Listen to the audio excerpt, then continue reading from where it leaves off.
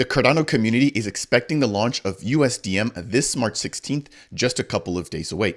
Now, this is aiming to bring a fiat-backed stablecoin as well as millions of dollars in terms of TVL. And as a part of today's video, with the launch right around the corner, I want to give you guys a brief update as to what we can expect.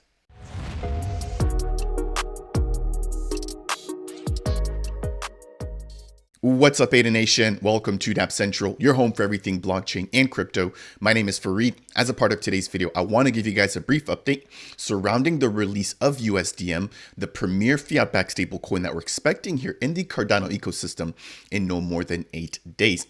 As a part of today's video, I want to talk about potential partnerships. I also want to highlight their launch date, as well as some potential limitations when it comes to retail investors. So as always, if you find these updates to be helpful, I would appreciate you if you could smash that thumbs up. If it's your first time stopping by and you want more content like this, consider subscribing. And last but not least, if you have any questions for me about USDM or anything else going on in Cardano, then as always, make sure to leave a comment down below. Jumping right on into the March update. Kicking things off here with partnerships, the team has now had 24 integrations and partners. Now, a lot of these are surrounding DEXs or decentralized exchanges, which will allow for you and I to swap into USDM or swap out of USDM utilizing Cardano native assets. They've also struck partnerships with lending and borrowing protocols, for example, like Liquid or LendFi, which will open up new use cases for DeFi by allowing for you to either borrow USDM or put it up as collateral in order to borrow other Cardano native assets. Scrolling down, we've got the March 16th timeline. So as it stands right now, the team is still on track to launch on that specified date. And as it states here, users in the approved 17 states will be able to create an account and undergo KYC. Once they do that, they can then link their fiat account and then complete a wire transfer in order to be able to mint USDM and bring that on chain onto the Cardano network. Now, it states here, and this is a big piece that I want to highlight, minting will only be enabled for certain institutional users on a launch. There will be a short delay for everyday or retail users like yourself and I. With respect to how long that delay will be, it states here that that could be a matter of days or potentially weeks, and that the process has already taken longer than initially anticipated. Now, scrolling down here, just for clarity's sake, I do want to quickly highlight the fact that this is not something that is unheard of, the ability for retail not to be able to mint certain types of stablecoins.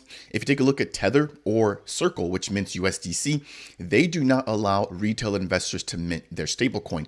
You have to be a verified institutional entity in order to be able to mint Circle's USDC. So the fact that USDM is giving us that ability should in fact actually be a positive, even though it may not necessarily be available directly at launch on the 16th. Now, when it comes to how institutional users are going to be able to mint USDM, it states here that for institutional partners who've completed KYC or the Know Your Customer standard, the process will be fairly manual with wire transfers into the USDM reserve. I assume that after you send that wire transfer into the USDM reserve, that will allow for you to mint USDM and send that to an on-chain address or directly onto the Cardano blockchain. Now, the team has mentioned in times past that as things grow and mature, they will add additional methods. For example, ACH transfer, which I believe is the most common way to move money from one bank account to another bank account. It continues to read, the team has already had KYC completed by a few institutional users, meaning that on March 16th, there should be people that are eligible to begin minting USDM, therefore bringing that on chain for everybody else, including retail users, to begin swapping in and out of that token.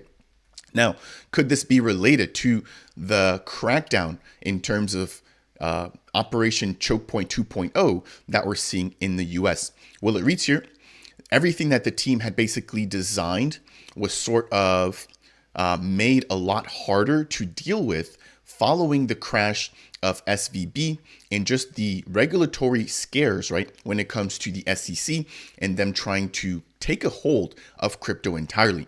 So it states here, essentially what was possible and what the team had designed all the way back in 2022 has been dramatically restricted when it comes to regulation.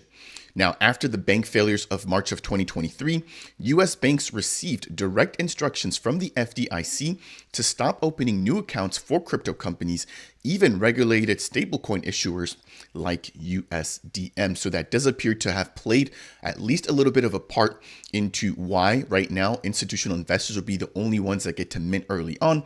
And then it also actually touches on, a little bit as to why the team has taken a little bit longer to deliver, not just because of their smart contracts. So it states here that in December, the team had delayed their launch. It was supposed to be on December 19th, all the way back to March 16th. And the team talks about the fact that during this delay, not only did they improve their smart contracts being audited by Sunday Labs, they also took the time to restructure and partner up with new banks charging less fees. So it states here, during this delay, we were able to open USDM reserve accounts at Fidelity and Western Asset Management Company.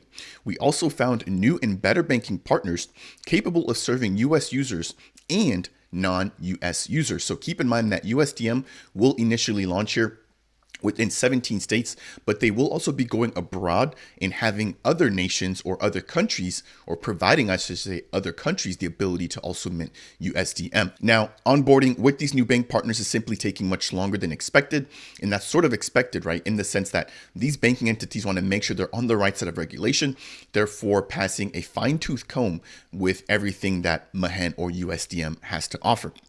So scrolling down here, we've got some closing notes where it states here from Matt Plomin, the president, if nothing changes between now and the launch date, the launch will be for institutions only, and retail users will have to pick this up from a DEX.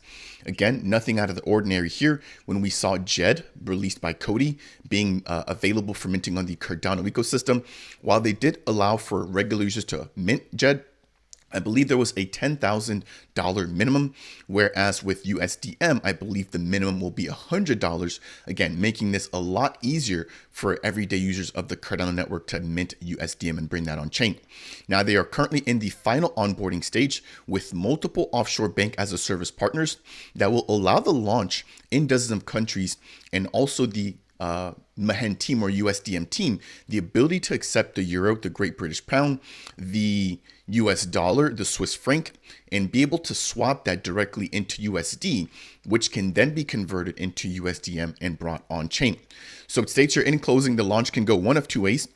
First option is institutional only, where retail has to buy from a decentralized exchange. And then number two will be retail plus institutional adoption, with countries to be determined. So let me know what you guys think down below. Again, a brief update I want to provide you guys here with respect to USDM.